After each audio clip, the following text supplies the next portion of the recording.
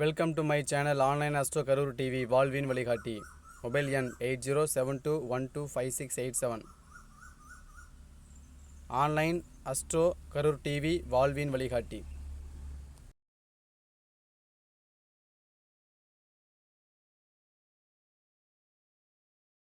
அடுத்தபடியாக அனுபவம் ஜோதிடர் செம்மல் உயர் திரு சண்முகம் ஐயா அவர்கள் சேலத்தை வருகை புரிந்தார். அவர் ஜோதிடத்தில் நெத்தியடி விதி என்ற சொற்பொழி ஆட்ட உள்ளார். அது அன்புடன் பேச வருமாறு அன்புடன் அழைக்கிறோம்.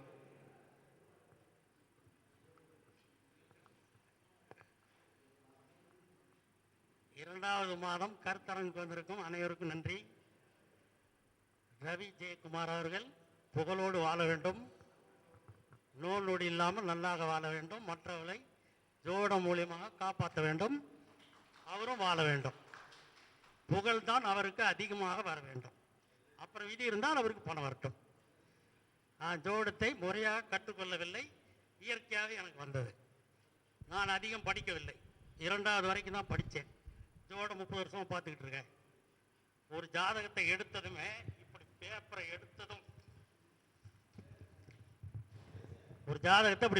எடுத்ததும் இந்த பையனுக்கு யார் பொண்ணு கொடுத்தாலும் கரெக்டாக 1 வருஷம் ஸ்டேஷனில் இருப்பீங்க. விளம்பர கட்ட பேர் இல்லைங்க, எங்கள் பையன் 2 லட்சம் அனுபவிச்சுட்டு வா, எனக்கு 2 மதிப்பு வரும். கரெக்டாக 1 வருஷம் ஸ்டேஷனுக்கு போய் துடும்படிச்சு என்கிட்ட வந்துடுவாங்க. என்னங்க யாருமே சொல்லலை, நீங்கள் ஒருத்தர் தான் சொன்னீங்க. அது நமக்கு தெரியாது. இந்த கிரகம் இருந்தால் போதும், கணக்கு போட வேண்டியதில் ஒன்றும் தேவையில்லை.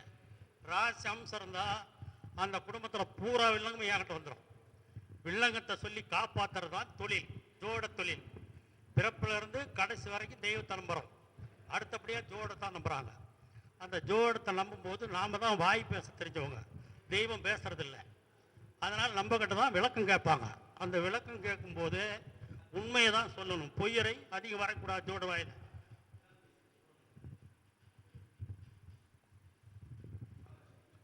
ஜோடத்திலே உண்மையை பேசி மற்றவர்களை வாழ வைத்தால் 100 வருஷம் வரைக்கும் இருப்போம். எனக்கு 73 இப்போ நடக்குது. அதுக்காக நான் ஒன்றும் பெரிய ஆள் இல்லை. இங்கே வர்றதுக்காக ஒரு அழகா அப்படி ஒரு வில்லங்கத்தை பார்த்து போட்டு வந்திருக்கேன். மற்றவங்களே ஊரில் உள்ள எல்லா ஜோசியர்களுமே பொய்யுரை இருக்கக்கூடாது, மெய்யான வார்த்தையை பேச வேண்டும், தெரிஞ்ச வரை பேச வேண்டும். ஜோதிடம் படித்தால் மட்டும்தான் வருங்கிறவங்களுமே கிடையவே கிடையாது. ஞானம் இருக்கணும். கேதோடைய ஞானம் இருந்தால் அந்த ஜோடம் ஒரே வரி படித்ததுமே 50 அறிவு வரும். புதை எங்கேயே இருந்துட்டு போகுது, புதை இருந்தால் தான் ஜோதிடம் வருங்கிறதுலாம் கிடையாது. ஞானம் இருக்கணும். கேதுக்கு தான் முழு மதிப்பு, 9 கிரகத்துக்கும் கிடையாது, அந்த ஒரே ஒரு கிரகத்துக்கு தான் மதிப்பு. அந்த ஞானம் இருந்தால் நிறையா பேத்த காப்பாற்றலாம். சாதாரணமாக இந்த கார் வாங்காதீங்க அம்மை, எங்ககிட்ட 4-10 ஓட வருதும்பாங்க, வாங்கிக்கா. திருப்பதி போயிட்டு வரதுக்கு நேராக வருவான் பாரு ஒருத்தன், கரெக்டாக ஒரு ஒருத்தர் என் காலை தொட்டு போடுவாங்க. நீங்கள் ஒரு ஆள் தானே 500 பேர் சொல்லாத ஒருத்தர் சொன்னாதான் உண்மையான சோசியர். 500 பேரும் ஒன்றா சொன்னால் அது எல்லாத்துக்கும் தெரியும், அவர் அப்படி தான் சொன்னா இருப்பாங்க. ஏன் நான் ஒரே ஒருத்தன் தான் இந்தியாவிலேயே ஒரு ஜாதகத்தை எடுத்ததும் இந்த பையனுக்கு யார் பொண்ணு கொடுத்தாலும் இந்த வெள்ளம் வரும். பொருத்தம் பார்க்கணும்னா அதில் பொருத்தத்துக்கு வராது, முதல் ஜாதகத்துக்கு கல்யாணத்துக்கு எடுக்கலாமான்னு வருவாங்க. சொல்லுவேன், பொண்ணு ஜாதகத்தில் வந்தாலும் அப்படிதான். அதோட அந்த ஜாதகத்தில் உங்கள் குடும்பத்தில் ஒருத்தர் காணாத போய் எங்கே செத்தாங்க இதில் வரும், யாருமே சொல்கிறது கிடையாது. அதே மாதிரி இந்த பையன் போகிறது 40 வருஷம், எத்தனை உயிர் கம்மி வச்சிட போச்சு மொத்த சொந்தத்திலையும். எல்லாம் ஒத்துக்குவாங்க, ஒன்று கூட இல்லைன்னு சொல்கிறதே கிடையாது. ஒரே ஜாதகத்திலே 10 குடும்பத்துக்கு சொல்லுவேன். நான் முதலியார், நான் யார்கிட்ட போய் கற்றுக்கல, எனக்கு அந்த குரு இயற்கையாக இருக்கும் போல இருக்குது. அதனால் நான் போர்டு கிடையாது, விசிட்டிங் கார்டு கிடையாது, அதெல்லாம் ஒன்றும் கிடையாது. சின்ன பொண்ணு தான் பாருங்கள், சின்ன பொண்ணை வச்சுக்கிட்டு எல்லா வேலையும் நான் வாய் வார்த்தையில் சொல்லுவேன். அவங்க தப்பிக்கிறது தான் வாழ்க்கை, நாம் தப்பிச்சுக்கிறது வாழ்க்கை இல்லை. நமக்கு இங்கே எழுதிருந்தா 500 நோட்டு 4 வரும் ஒரே ஆளுகிட்ட இருந்து. எழுதலையா 1 நோட்டு வரும், அதையும் மீறி எழுதலையா 200-200 வரும். வரது வரட்டும். ஜோதிடத்துல புகழ் தான் வரணும். ஒரு ஐயர் கோயிலில் இருக்காருன்னா 1000 தடவை சாமியை பார்க்குறாரு, நாம் ஒரு தடவை பார்த்துட்டு ஒரு 10 ரூபா அழுக்கு நோட்டை போடுறோம். இவன் போல ட்ரெஸ் பண்ணிட்டு இருக்கிறான், அவர் 10 ரூபாய் போட்டு போகிறான்.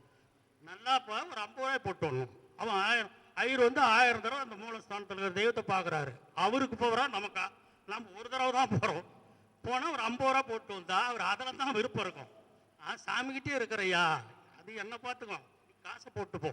10 ரூபாய் போட்டா வருமா, அதனால் வந்து ஒரு 50 ரூபா 20 ரூபா 30 ரூபா போட்டு வருவோம். அப்போ தெய்வம் நம்மளை பார்க்கும்.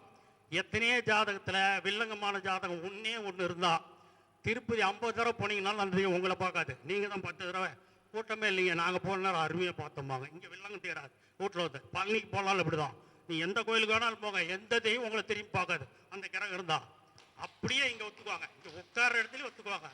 என்னன்னா நாங்கள் 100 பேர் வரைக்கும் பார்த்துருக்கோம் 40 வருஷத்தில். அதெல்லாம் வேணாம், எனக்கு இயற்கையாக வருது இருந்தால் ஒத்துங்க. ஒத்துக்கிட்டிங்கன்னா எனக்கு புகழ் கொஞ்சம் தகுதியும் வரும். ஒத்துக்கலன்னா 100 ரூபா கொடுத்துருப்பாங்க, 500 ரூபா வேணும், 100 ரூபா கொடுத்துருப்போம். ஒத்துக்கிட்டாதான் நமக்கு எல்லா பிரச்சனையும். ஜோசியருங்கிறதுக்கு உண்மையான முகம். ஆட முகத்தை லட்சணமாக வச்சிருக்காங்க, சொல்றது பூரா வில்லங்கமாக வரவே கூடாது. அந்த மாதிரி ஒரே ஜாதகத்திலே எத்தனை உயிர் போச்சு, கம்மி வயசுல ஆக்சிடென்ட் மருந்து குடிச்சு பூரா சொல்லுவேன். அப்படியே வரிசை அவங்க சொல்லுவாங்க கவலையோட, உனக்கு ஃப்ரெண்டா பழவங்க 2 பேர் செத்துருக்காங்க ஒத்துக்குவாங்க. அதெல்லாம் காப்பாற்றுறதுக்கு ஒரு 1000 2000 ரூபாயிலேயே நம்ம கிட்ட வழி இருக்கு. மறுபடியும் அவங்க வீட்டில் உயிர் சேதமாக வர்றதில்ல. சொந்தத்தில் பூரா ஜாதி மாற்ற கல்யாணம் ஒரே ஜாதத்திலே 7-8 வந்துடும். இன்னும் 5-6 பேர் ஜாதி மாற்ற கல்யாணம் கௌரவ குறைச்சல். முன்னாலேயே வராது இருக்கிறதுக்கு தடுக்கிறதுக்கு என்கிட்ட பரிகாரம் இருக்கு. எதுவும் நான் கையில் எதுவுமே தரமாட்டேன். ஒரு குங்குமத்தை கொண்டு போய் எலுமிச்சை பழம் நீங்களே போய் 2 புடவை எடுத்துங்க, 2 கிலோ குங்குமம் எடுத்துங்க. எத்தனை ஏராளம்னு நடந்துக்குது 30 வருஷத்தில். போர்டு விசிட்டிங் கார்டு எந்த விளம்பரம் கிடையாது. மேடையில் இப்போ 2-3 தடவை அப்பவும் பயந்து தான் பேசுகிறேன், ஒரு துணிச்சலோடு பேசலை. அதனால் இப்போ ஒரு ஜாதகம் பிறக்குதுன்னா அப்பனுக்கு பெருத்த யோகம் 2 வருஷத்தில் ஒரு வீடு வாங்குவேன், கொஞ்சம் ஜாக்கிரதையாக இரு, வாங்குகிற யோகம் உண்டு. அந்த வீடு வில்லங்கமானதாக வரும், பார்த்து வாங்குவேன். இன்னொரு குழந்தை பிறந்தா அந்த வீட்டை விற்கிறதுக்கு ஆரம்பிச்சுருவாங்க. ஒரே ஜாதகம் நம்மளை காப்பாற்றுதா? எத்தனையோ ஜாதகம். இவருடைய பெரிய பொம்பை இவருக்கு சேக்கடிக்கும். ஏங்க எங்கள் பெரிய பொண்ணுல தாங்க ஒரு பேர குழந்தை, உனக்கு சேக்கடிக்கும் போ, நீ இந்த வாரமே கீழே விழுவுன்னு அடுத்த வாரம் கீழே விழுவேன், இல்லை சொத்து விற்கிறதுக்கு வந்துடும். அந்த மாதிரி குடும்பத்தில் சித்தப்பா பெரியப்பா தாய் மாமன் அந்த நேரத்தை குறித்து வச்சுக்கணும். ஒரு குழந்தை பிறந்தா அந்த நேரத்தில் இருந்து யாருக்கு இவங்க என்ன ஆகுது அந்த மாதிரி பார்த்து அவங்கள காப்பாற்றிடணும். வாழ்க்கையில் 3 தான். 1 கௌரவம், 2 வயசாக கொஞ்சம் ஆதாரம், 3வது கம்மி வயசில் உயிர் சேதம். மறக்கவே முடியலைங்கிற சம்பவம் யார் வீட்லையும் நடக்கூடாது. அதுக்கெல்லாம் முன்கூட்டியே அந்த கிரகம் எனக்கு காட்டி கொடுக்கும்.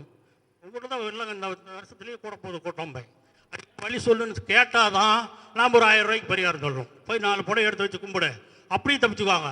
எத்தனை பேர் மறுபடியும் சொல்லுவாங்க. இந்த மாதிரி நிறைய எக்கச்சக்கமாக நடந்துருக்குது. அதனால் ஜோடத்தில் புகழ் வரணும். அதுக்கப்புறம் தெய்வம் காசு அனுப்புவார் நமக்கு, அதை வாங்கி வச்சுக்கலாம். அந்த காசு நமக்கு பாதி நிலைக்குமாங்கிறதுக்கு பரிகாரம் உண்டு. அதுவும் அந்த வழியிலேயே போயிடும். அதுக்கும் ஒரு பரிகாரம் உண்டு. 1000 ரூபா வந்து 500 ரூபா நிற்கிறதுக்கு என்கிட்ட பரிகாரம் இருக்குது. கேட்டால் தாராளமாக சொல்லுவேன். இல்லைண்ணா நீங்கள் சொன்ன பிற்பாடு தான் ரேஷன் அரிசியாக தின்னுக்கிட்டு இருந்தோம், இப்போ காமூட்டு அரிசி நல்ல அரிசி எடுத்துருக்குறோம். எத்தனையோ பேத்துக்கு சொல்லியிருக்கேன். 5 லட்ச ரூபா சீட்டு போடுவான், ஒருத்தனை கூட்டு போய் 2 மாதத்தில் எடுத்துருவான். நீ சீட்டு எடுக்காத மாதிரி நான் சொல்கிறேன். இல்லைண்ணா அதெல்லாம் எடுத்துடுவோம், சீட்டு எடுக்காத இருக்கிறதுக்கு நான் பரிகாரம் சொல்கிறேன். கடைசியாக தான் போய் எடுப்பேன். சரி சொல்லுங்கண்ணா, 4 புடவை எடுத்து வச்சு கும்பிடு, 3 மாதத்துக்கு கூட பிச்சைக்காரர் கூட கடைசியில் தான் சீட்டு எடுப்போம். என்கிட்ட 5000 4000 கொடுத்து காலை தொட்டு கும்பிடுவாங்க. இல்லைண்ணா 5000 பார்த்து இந்த 5 லட்சத்தை பார்த்து ரொம்ப நாள் ஆகுது, இப்போ தான் நாங்கள் பார்க்குறோம்பாங்க. அப்படி மற்றவங்களை காப்பாற்றுறதான் ஜோசியம். அழகாக பேசி தமிழில் நல்லா புகழா, உனக்கு 2 வருஷத்தில் யோகம் வருது. ஒரு ஜோசியர்கிட்ட போய் நான் உட்காந்தேன் 30 வருஷத்துக்கு முன்னே 10 இடத்துல பார்த்தேன். இப்படி வெறும் பேப்பரை வச்சுக்கிட்டு இவங்களுக்கு இவ்வளோ காசு வருது அவனு பார்க்கும்போது சொல்லி காசு கீழே வச்சுட்டு போகிறாங்க. 1000 ரூபா 1500 ரூபா வந்துடுது. 10 பேர் பார்க்குற வரைக்கும் நான் பின்னாலேயே குந்திருப்பேன். இந்த பேப்பரில் விழுவசிக்குதா, சரி நாம் அதையும் பார்க்கலாம் அப்படின்னு சொல்லி அப்போ கொஞ்சம் துணிச்சல் வந்தது. நான் படிக்கலை, சரி அப்படியே யோகம் பண்ணி பார்த்துக்கிட்டே இருந்தேன். யார்கிட்டையும் கற்றுக்கல. ஓஹோ இது இப்படி இருந்தால் இப்படி ஆட்டுருக்குது. அப்புறம் பார்த்தா ஒன்றுமே உழைப்பே இல்லாதையே எனக்கு 2000 3000 வந்துடும். உழைப்பு இல்லாத வருமானம் ஆச்சு, பரவாயில்லையே. இதில் புகழும் வரும். புகழ் வந்து அந்த காசு வந்தால் தான் நிற்கும். அவன் சொன்னது பூரா சரியில்லை, என்ன பண்ணுறது, போயிட்டோம், காசை கொடுத்துட்டாது வந்துடலாம். அப்படி எத்தனை பேர் இருக்காங்க. அந்த மாதிரிலாம் வரக்கூடாது. இந்த தொழில் வந்து ஏகப்பட்ட நாட்டுக்கு போகுது. விளம்பர தொழில். தெய்வத்துக்கு அப்புறம் நாம் தான் அவங்களுக்கு தெய்வம். வர்றவங்களுக்கு எப்பவுமே வாழ்க்கையில் தோல்வி வருதுன்னா முன்கூட்டியே சொல்லணும். புகழோடு நீ வந்து சொத்து மேலே சொத்து வாங்கணும் சொல்லவே கூடாது. சொத்து இருக்கா, அதை காப்பாற்றிருக்க வழி, அது வாங்கிட்டே நிற்கும். அதுக்கு பரிகாரம் சொல்லு.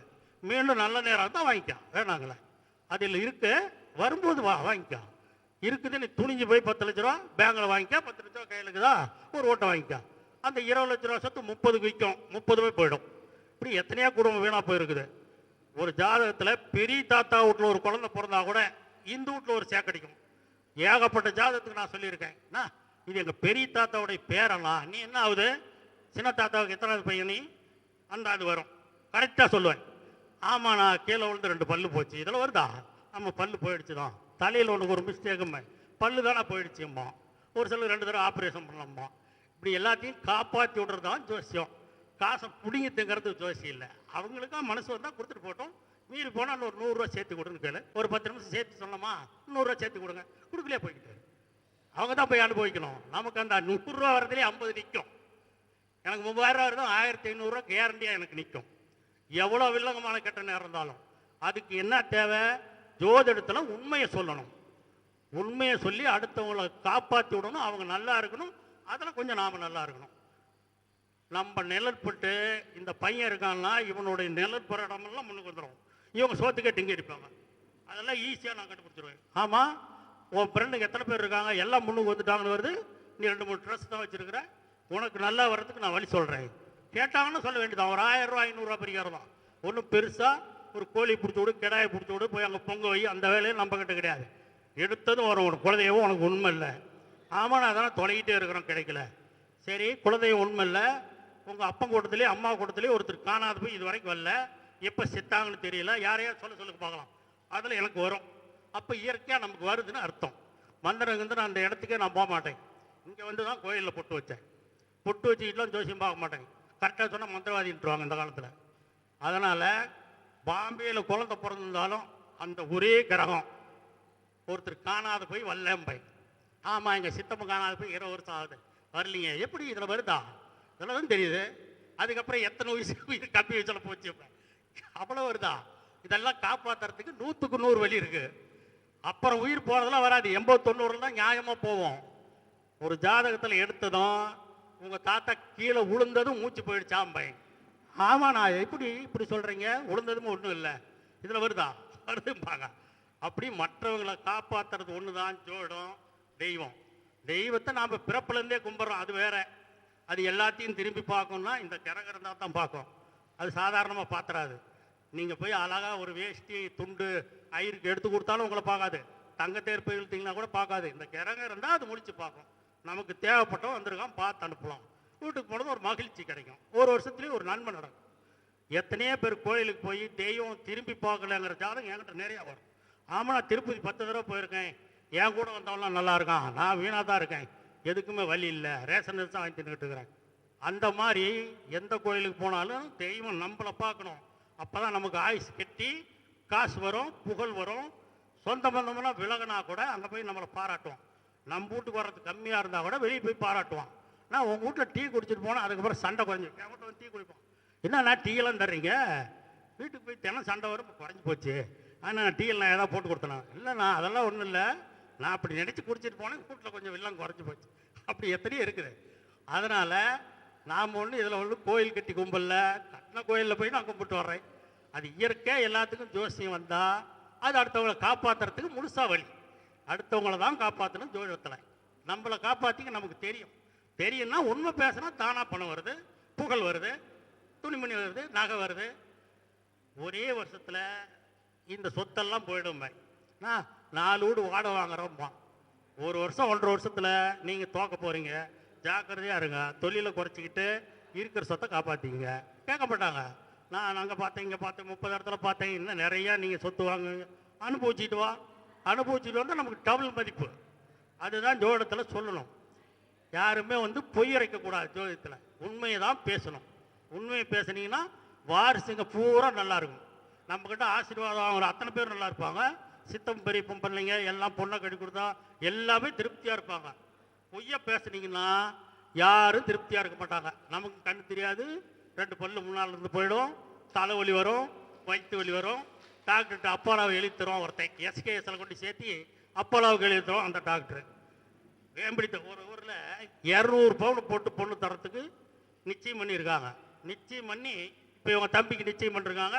இவருக்கு ஒரு குழந்தை பிறந்திருக்குது. இவர் குழந்தையில சித்தப்பனுக்கு நிச்சயம் நின்று போயிடுறேன். அவங்க நிச்சயம் பண்ணது எனக்கு எப்படி தெரியும்? நிச்சயம் பண்ணி வீடு எல்லாம் எடுத்திருக்காங்க. பெரிய சொத்துக்காரரு. கரெக்டாக நான் சொல்லி 2 மாதத்தில் அந்த பொண்ணுக்கு காமலேட்டு வந்துருச்சு. கல்யாணத்துக்கு முன்னே கரெக்டாக அங்கே சேர்த்து இங்கே சேர்த்து அந்த பொண்ணு நடக்க முடியாத ஆயிடுச்சு. ஒரே ஒரு ஜோசியர் என் குழந்தைகள் சொன்னார். எப்படி இப்போ தானே குழந்தை பிறந்தது, நாம் நிச்சயம் முன்னிலையில் பண்ணிட்டோம். இந்த மாதிரி எக்கச்சக்கமாக 100 ஜாதகத்துக்கு மேலே சொல்லியிருக்கேன். அதே மாதிரி எஸ்கேஸில் சேர்த்து அந்த பொண்ணு நடக்க முடியாதாயிடுச்சு. மாப்பிள்ளைக்காரன் நான் லாட்சி போட்டு தரனாலும் தங்குவேன், அந்த பொண்ணை கட்டிக்க மாட்டேன். இவங்கெல்லாம் கௌரவமான குடும்பம். சரி, அதுக்கு வழி சொல்லு. ஒரே ஒரு பரிகாரத்தில் அந்த மாப்பிள்ளை ஜாதத்தை அப்புறம் காட்டுறாங்க. தம்பி ஜாதகத்தை ஏங்க இந்த ஜாதத்தை பார்க்காது எப்படி சொன்னீங்க? இந்த ஜாதகத்தில் ஒரு வில்லங்க வருது. இந்த ஜாதத்துடைய பாட்டிக்கு ஏற்கனவே நிச்சயம் நின்று அந்த மேப்பிள்ளை வேணான்ட்டு வேற ஒருத்தர் கட்டி தான் நீங்களாம் பிறந்திருக்கிறீங்க. ஒருத்தர் கூட சொல்ல கிடையாது. 5 பேர் அண்ணன் தம்பிங்க எல்லாம் பக்கத்தில் வந்து எங்கள் அம்மாவுக்கு அப்படி தான் வந்தது. இப்படி நிச்சயம் நின்று தான் வேற ஒருத்தர் கட்டி தான் நாங்கள் பிறந்தோம். இந்த கட்டிக்கிட்டு பொம்பளைங்க 20 வருஷமாக வாழ்ந்தவங்க பாருங்க, இவ்வளோ வில்லங்கமான ஆளுங்களை கட்டிட்டு இந்த உண்மை எங்களுக்கு தெரியல அப்படின்னு என்கிட்ட வந்து கையை தட்டி சிரிச்சாங்க. இப்படி உண்மையை கண்டுபிடிச்சி 100 வருஷத்துக்கு முன்ன உள்ளதை கூட ஒன்றும் வரும், வராதெல்லாம் ஒன்றும் கிடையாது. தெரியல, அது ஞானம் கரெக்டாக இல்லைன்னு அர்த்தம். புஸ்தகத்தை படித்து தான் ஜோசியம் சொல்கிறாங்கிறதெல்லாம் பாதிக்கு மேலே உண்மை வராது. இயற்கை ஞானம் இருந்தால் 100க்கு 100 உண்மை வரும். அந்த குடும்பம் நல்லா இருக்கும். அழகு குறையாத 100 வருஷம் இருப்பாங்க. என்னடா இந்த ஆளுக்கு 100ஆ, இவ்வளோ அழகாக இருக்கும்.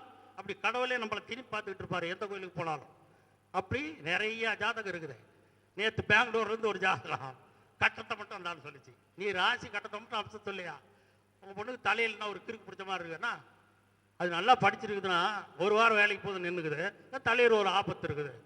உன் பொண்ணை எங்கே கட்டி விட்டாலும் ஒரே வருஷத்தில் வீட்டுக்கு வந்துடும் அப்படின்னு பைத்தியம் முடிச்ச மாதிரி என்னென்னமோ பண்ணிருக்காங்க. 4-5 லட்சம் இங்கே இருந்துட்டு ஒரே ஒரு பரிகாரம் தானே, கரெக்டாக ஒரே மாதத்தில் நல்லாயிடும்.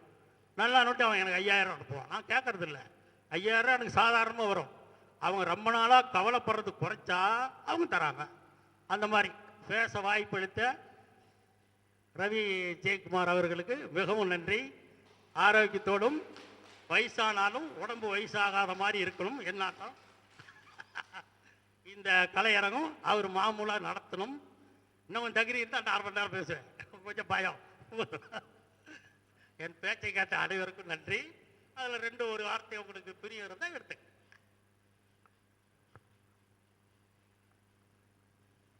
சண்முக ஐயா அவர்கள் ஜோதிடத்தில் நெத்தியடி என்ற டிப்ஸ் அருமையாக கொடுத்துள்ளார். அவரை பாராட்டி கரூரை சேர்ந்த சுந்தரராஜா ஐயாவை பொன்னாடை போதை கௌரவப்படுத்துமாறு அன்புடன் கேட்டுக்கொள்கிறோம்.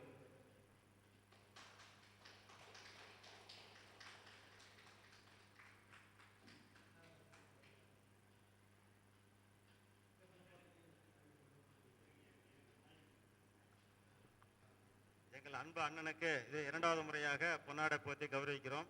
இது எனக்கு ஒரு பெரிய வாய்ப்பாக தான் நான் கருதுறேன். காரணம் என்னென்னா, எவ்வளோ தெய்வ சக்தி அவரிடம் இருக்குது பாருங்கள். சொல்கிறதெல்லாம் அப்படியே சரியாக வருதுங்கிறாரு. புகழுக்கு வந்த பின்னாடி பணம் வந்தால் வாங்கிக்கங்கிறாரு. அப்போ பணத்துக்கு முக்கியத்துவம் கொடுக்கலன்னா எத்தனை பேர் பணத்துக்கு முக்கியத்துவம் கொடுக்காம ஜோதிடம் சொல்கிறாங்களோ அத்தனை பேரும் பெரிய வெற்றியை பெறுவாங்க அப்படிங்கிற மாதிரி சூச்சகமாக சொல்லியிருக்காரு. அதே மாதிரி குணாதிசயம் என்கிட்டே இருக்கிறதுனால எனக்கு பிடிச்சி போச்சு. அவருக்கு இந்த பொன்னாடை போத்துறதுக்கு நான் மகிழ்ச்சி அடைகிறேன். சூப்பருங்க ஐயா, சூப்பர்.